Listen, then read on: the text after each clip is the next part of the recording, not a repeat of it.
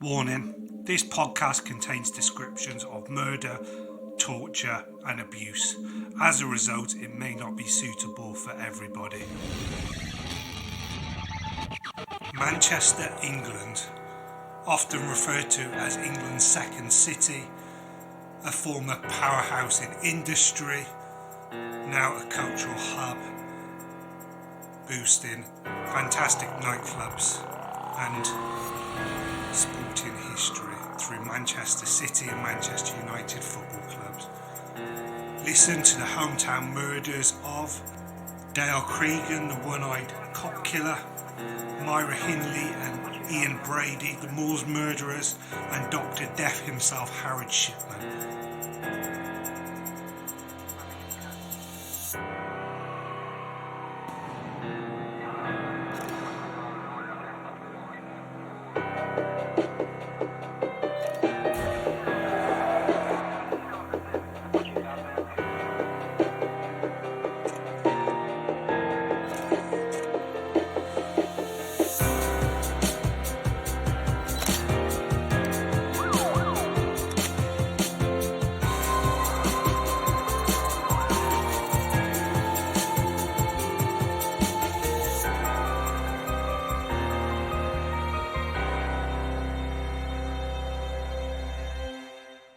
The first-time hometown murders is convicted drug dealer and serial killer Dale Cregan, who was sentenced to a whole life order in prison for 4 counts of murder, including 2 of police officers in Manchester, and also 3 separate attempted murder charges. On the 25th of May 2012, Creegan shot dead Mark Short, 23, in the Cotton Tree pub in Droylsden. In the same instant, he tried to kill 3 other men. On the 10th of August, he killed Short's father, 46-year-old David Short, at his house in Clacton. Creegan shot the elder Short 9 times with a Glock pistol, then threw an M75 hand grenade onto him, blowing his body apart and killing him instantly. On the 18th of September 2012, Creegan made a hoax emergency call to police. Greater Manchester Police Constables Nicola Hughes, 23, and Fiona Bone, 32, were mobilised to Creegan's call in Hattersley. Creegan lured the officers by claiming there had been an incident of criminal damage at his house. When they arrived, he ambushed the unarmed officers, shooting them and throwing an M75 grenade at them. Both officers were hit by at least 8 bullets as Creegan fired 32 shots in 31 seconds. PC Bourne died at the scene and PC Hughes died shortly after reaching hospital. Creegan later turned himself in at the local police station, admitting to killing Hughes and Bone. He was charged with these murders, and soon afterwards he was also charged with the murders of Mark and David Short. His trial began on the 4th of February 2013. Creegan was detained at Manchester Prison. The trial was held at Preston Crown Court, where scaffolding was erected to accommodate armed officers.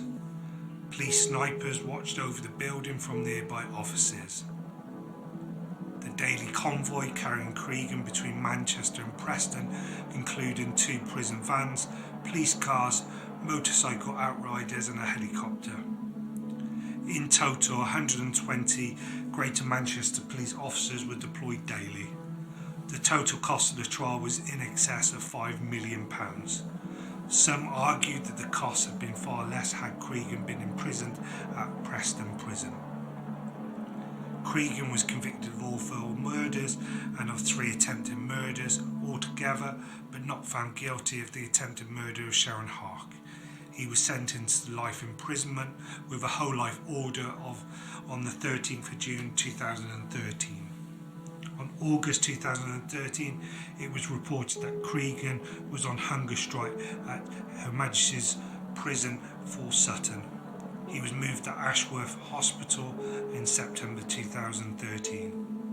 He was transferred back to Manchester in March 2018 from Ashworth, where he was reported been boasting about his workout regime and access to a snooker and tennis court. It later emerged in court that the trigger for the senseless killings of 2 police officers and a father and son could scarcely be more pathetic. A bottle of WKD, an alcoholic drink, was thrown by a woman at a member of the family she didn't like. The alcopop bottle was chucked by Teresa Atkinson, matriarch of the Atkinsons, a family notorious in the Droylsden area of East Manchester for their petty criminal ways. Her target was Raymond Young, whose response, according to a witness in the Cotton Tree pub, was to slap Atkinson with the back of his hand. Young was a close associate of the equally well-known Short family, long-time rivals of the Atkinsons. Neither family were big-shot criminals, said one East End Manchester resident. Quote, nowhere near Mafia League, just small-timers who operated in their local areas, though they bigged themselves up, end quote. A police source said, quote, we are aware of them, of course. There have been various small-scale tit-for-tat incidents over the years, but they weren't highly on the priority list, end quote. Most people put down the row to drink, but not Atkinson, who, the jury was told, left the pub in fury, saying, quote, I'm going to try and get done by my sons, end quote. It was the prosecution's case that this Boothfield row was the catalyst for a 4-month terror spree that left 4 dead and put 10 men in the dock at Preston Crown Court. The prosecution claimed that one of Atkinson's sons, Leon, 35, had vowed to get revenge on the Short family, starting with the murder of 23-year-old Mark Short, who the locals told ran an extortion racket in the pubs along with his father, David, 46. But Atkinson, who was later charged with Mark's murder, was found not guilty, and the jury was convinced that he had ordered the killing. Instead, jurors decided 3 of Leon's friends were responsible for the murder of Mark in the Cotton Tree pub on the 31st of May 2012 and trying to kill 3 others shot during the gun attack.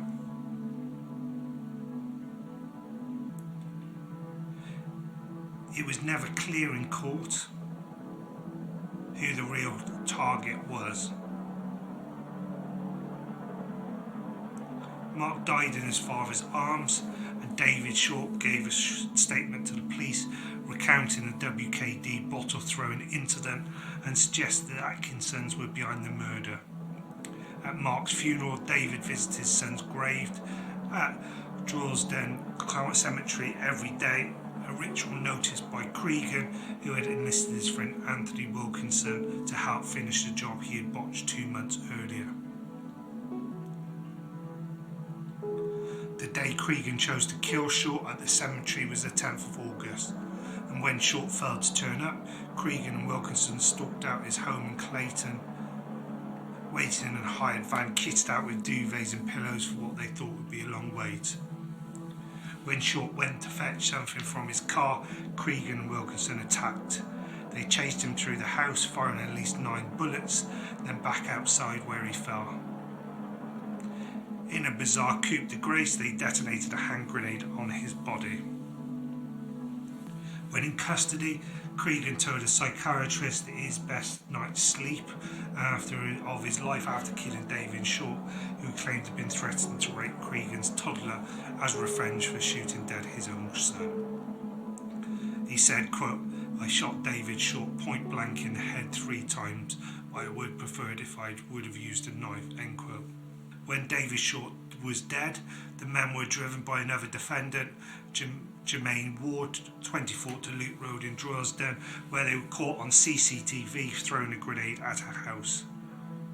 In court, Creegan and Wilkinson admitted the attack but denied actively trying to murder the occupant, Sharon Hark, who the prosecution claimed to belong to a family with whom Creegan had a grievance. A third grenade was detonated in an attempt to destroy their rental van. Creegan and Wilkinson Ward then went to see Mohammed Imran Ali, who drove them to a south house in West Yorkshire. Ali was found guilty of assisting an offender. Manchester police soon recognised Creegan and Wilkinson from the Loot Road CCTV footage and put up a reward of £50,000 for their capture. Creegan was easy to spot as he had missing an eye and would wear a mismatched onyx eye in a startling black in place, but no one would turn him in. Hello everyone, let me tell you about the Apple for the Teacher podcast. I'm Anna Thomas, a teacher and your host. So you're probably thinking it's about reading, writing and arithmetic, right? Well, think again. It's a fresh take on true crime, where you wouldn't expect to find true crime. In schools, yes, schools. I will share with you the tragic and shocking stories I have uncovered in my own profession. You will hear stories about murder, abduction, school bus hijack, student disappearance, suicide, kidnap and ransom, school camp tragedy, the list goes on. So if you're looking for something a little different in the true crime genre, then Apple for the Teacher is for you. So join me as I present the bad apples. But until then, remember to be a good apple. The second hometown murders case is the Moors murders. These were carried out by Ian Brady and Myra Hindley between July 1963 and October 1965 in and around Manchester. Their 5 victims were all children: Pauline Reed, John Kilbride, Keith Bennett, Leslie L. Downey and Edward Evans, aged between 10 and 17, with at least 4 of them sexually assaulted. 2 victims were discovered in graves dug up at Saddleworth Moor. A third grave was discovered in 1987, more than 20 years after Brady and Hindley's trial.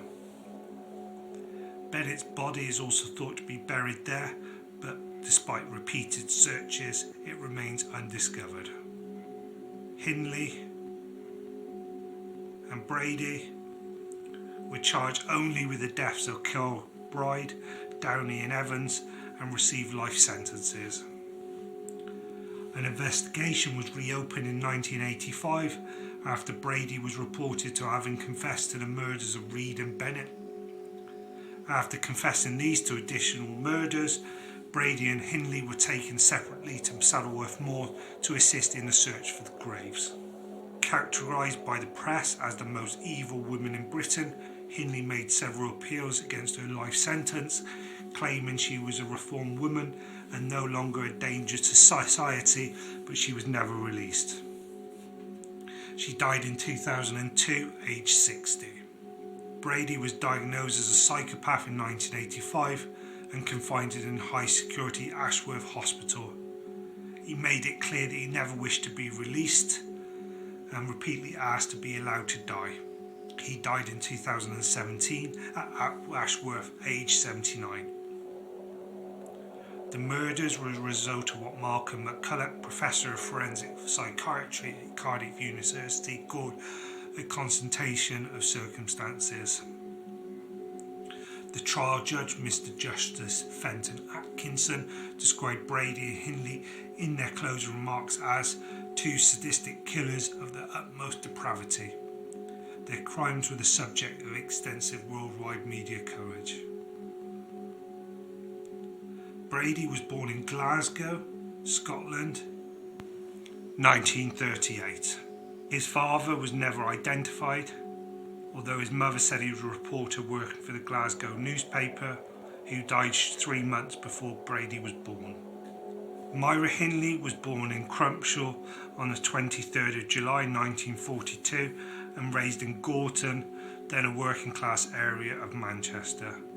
Her parents, Nellie and Bob Hindley, an alcoholic, beat her regularly when she was a young child. In January 1961, the 18-year-old Hindley joined Millwoods, a local Manchester company, as a typist. She became infatuous with Brady, despite learning that he had a criminal record. She began a diary, and although she had dates with other men, some of the entries detailed her fascination with Brady, whom she eventually spoke to for the first time on the 27th of July. Over the next few months, she continued to make entries but grew increasingly disillusioned with him until the 22nd of December, when Brady asked her on a date to the cinema. Hindley began to change her appearance through his request, wearing clothes considered risque, such as high boots, short skirts and leather jackets, and the two became less sociable to their colleagues. The couple were regulars at the library, borrowing books on psychology as well as crime and torture. They read the works of Marquis de Sade, Friedrich Nietzsche, Dostoevsky's Crime and Punishment. Although Hindley was not a qualified driver, she passed her test on the 7th of November 1963 after failing 3 times. She often hired a van in which the couple planned bank robberies. Later, Hindley claimed that Brady began to talk about, quote, committing the perfect murder, and often spoke about her Myra Levin's Compulsion, a novel published in 1956 and adapted to the cinema in 1959. In this, the story tells of the fictionalised account of Leopold and Leob cases, 2 young men from well-to-do families who attempted to commit the perfect murder of a 12-year-old boy and escape the death penalty because of their age. In June 1963, Brady moved in with Hindley at grandmother's house in Bannock Street, and on the 12th of July 1963, the two murdered their first victim, Reed, who attended school with Hindley's younger sister. Police found no one who had seen Reed before her disappearance, and although the 15-year-old Smith was questioned by police, he was cleared of any involvement of his death. Next victim, Kilbride, was killed on the 23rd of November 1963. A huge search was undertaken with over 700 statements taken and 500 missing posters printed. 8 days later, after failing to return home, 2,000 volunteers searched waste ground and derelict buildings. Hindley hired a vehicle a week after Kilbride went missing, and again on the 21st December 1963, apparently to make sure the burial sites had not been disturbed. In February 1964, she bought a second-hand Austin Traveller, but soon after traded it for a minivan. Bennett disappeared on the 16th of June 1964. His stepfather, Jimmy Johnston, became a suspect. In the 2 years following Bennett's disappearance, Johnston was taken into question on 4 different occasions. Detectives searched the floorboards of Johnston's house, and on discovering that the houses in a row were connected, extended the search to the entire street. In 1964, Hindley, her grandmother and Brady were rehoused as part of a post-war slum clearances in Manchester to 16 Wardlebrook Avenue in the new Overspill estate of Hattersley. Brady and Hindley became friendly with Patricia Hodges, an 11-year-old girl who lived at 12 Wardlebrook Avenue. Hodges accompanied the girls on their trips to Saddlewolf Moor to collect peat, something that many householders on the new estate did to improve the soil in their gardens, which were full of clay and builders' rubble. She remained unharmed, living only a few doors away. Her disappearance would have been easily solved. Early on Boxing Day 1964, Hindley left her grandmother at a relative's house and refused to allow her back to Wardlebrook Avenue that night. On the same day, Downey disappeared from a funwear fair in Ancox. Despite a huge search, she was not found. During the 1990s, Hindley claimed that she took part in the killings only because Brady had drugged her, was blackmailing her with pornographic pictures he had taken of her, and had threatened to kill her younger sister, Maureen. In 2008, Hindley's solicitor, Andrew McCooey, reported that she had told him, quote, I ought to have been hanged. I deserved it. My crime was worse than Brady's because I enticed the children and they never had entered the car without my role. I've always regarded myself as far worse than Brady." End quote. On the evening of the 6th of October 1965, Hindley drove Brady to Manchester Central Railway Station, where she waited outside in a car whilst he selected a victim. After a few minutes, Brady reappeared in the company of 70-year-old Edward Evans, an apprentice engineer who lived in Aldwick, to whom he had introduced Hindley as his sister. They drove to Brady and Hindley's home at 16 Wardlebrook Avenue, Hattersley, Cheshire, where they began to relax over a bottle of wine. At some point, Brady sent Hindley to fetch David Smith, the husband of Hindley's younger sister, Maureen.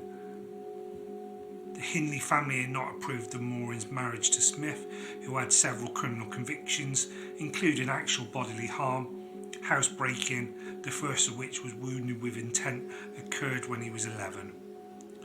Throughout the previous year, Brady had been cultivating a friendship with Smith, who had become in awe of Brady, something that increasingly worried Hindley as she felt it compromised their safety. Hindley returned with Smith, told him to wait outside for a signal, a flashing light.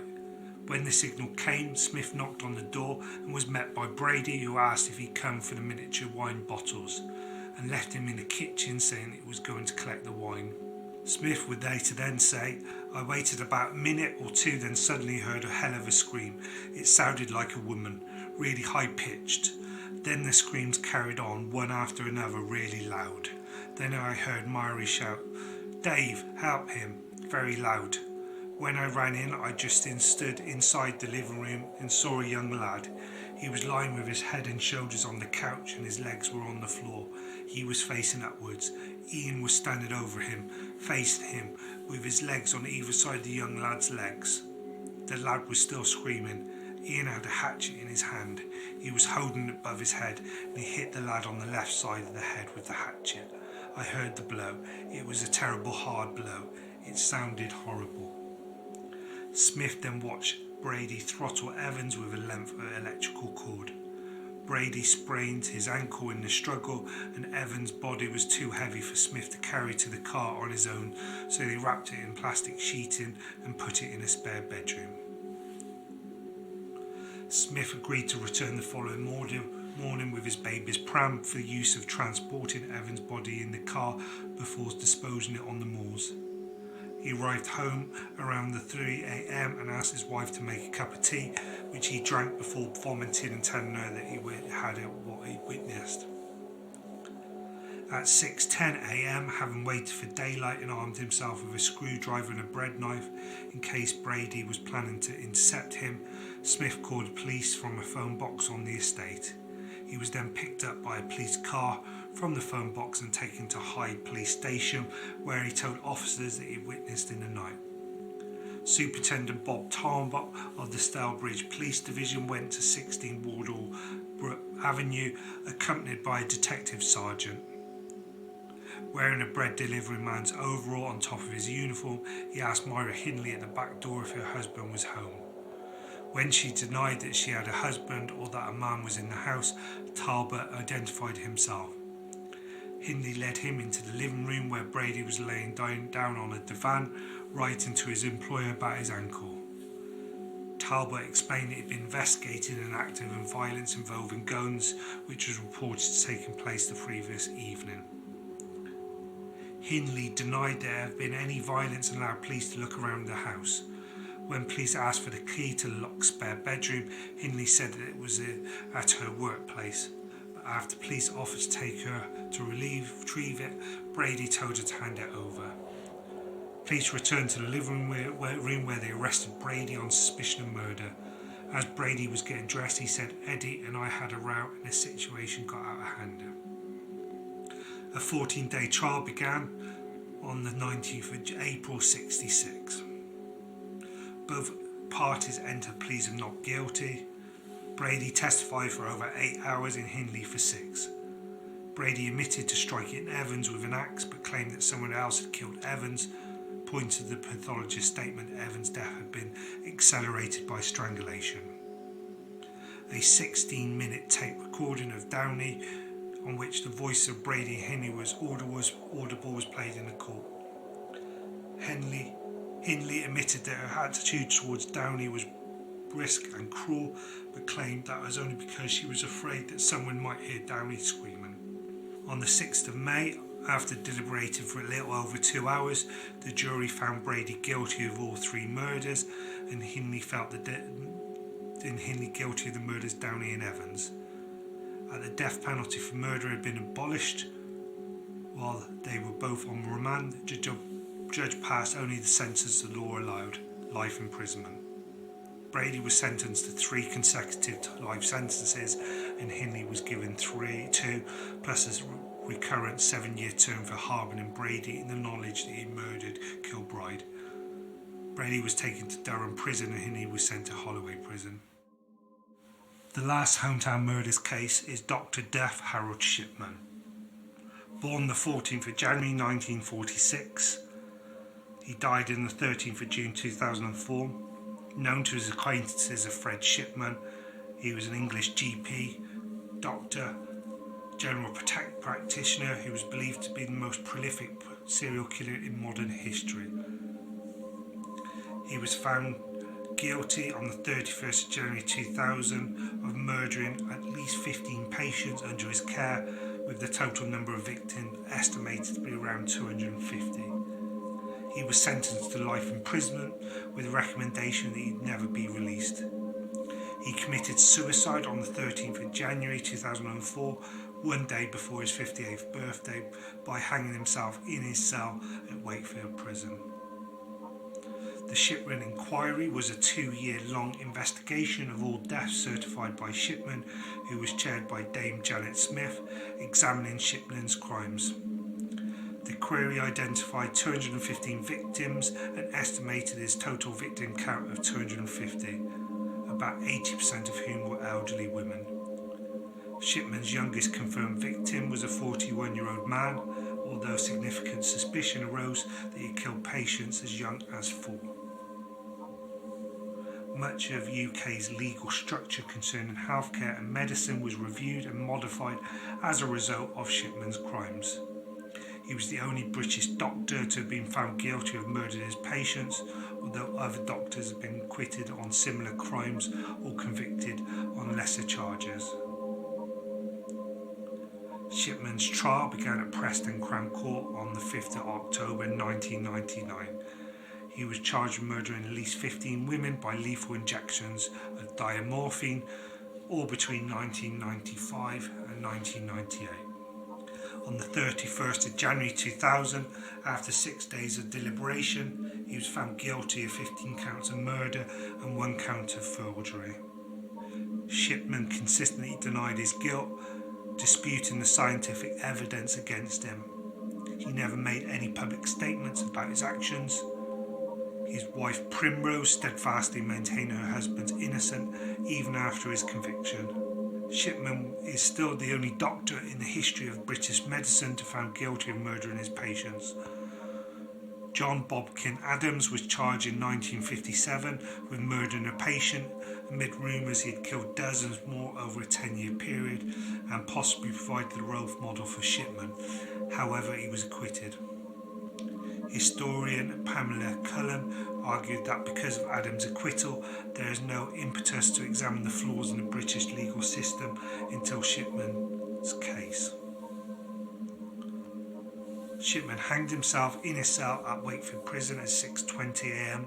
on the 13th of January 2014, on the eve of his 58th birthday, and was pronounced dead at 8:10 a.m. A prison service statement indicated that Shipman had hanged himself from window bars of his cell using his bed sheets. In January 2001, Chris Gregg, a senior West Yorkshire detective, was selected to lead an investigation into 22 West Yorkshire's deaths. Following this, the Shipman Inquiry, submitted in July 2002, concluded he had killed at least 215 of his patients between 1975 and 1998, during which time his practice in Todmorden, 19 1974 to 75, and Hyde, Manchester, 1977 to 1998. Dame Janet Smith, the judge who submitted the report, admitted that many more deaths of a suspicious nature could not have been definitively ascribed to Shipman. Most of his victims were elderly women in good health. In her sixth and final report issued on the 24th of January 2005, Smith reported she believed Shipman had killed 3 patients and she who had serious suspicions about 4 further deaths, including that of a 4-year-old girl during the early stage of his medical career at Pontefract General Infirmary. In total, 459 people died while under his care between 1971 and 1998. It is uncertain how many of these deaths were murders, as he's often not the only doctor to certify a death. Smith's estimate of Shipman's total murder count of over a 27 period was 250. Thank you for everybody who's listened to this episode. This episode has been researched, written and hosted by me, Andrew Knight. Sound, music and editing has been provided by Harry Edmondson. Make sure you subscribe to the show anywhere where you listen to your podcast. This allows the episode to be downloaded automatically as soon as it's released. Please reach out to us on the social media. We're at Hometown Murders on Instagram, Facebook and Twitter. We'd love to hear from you. Please support the show by leaving a 5-star rating or a review. It really does help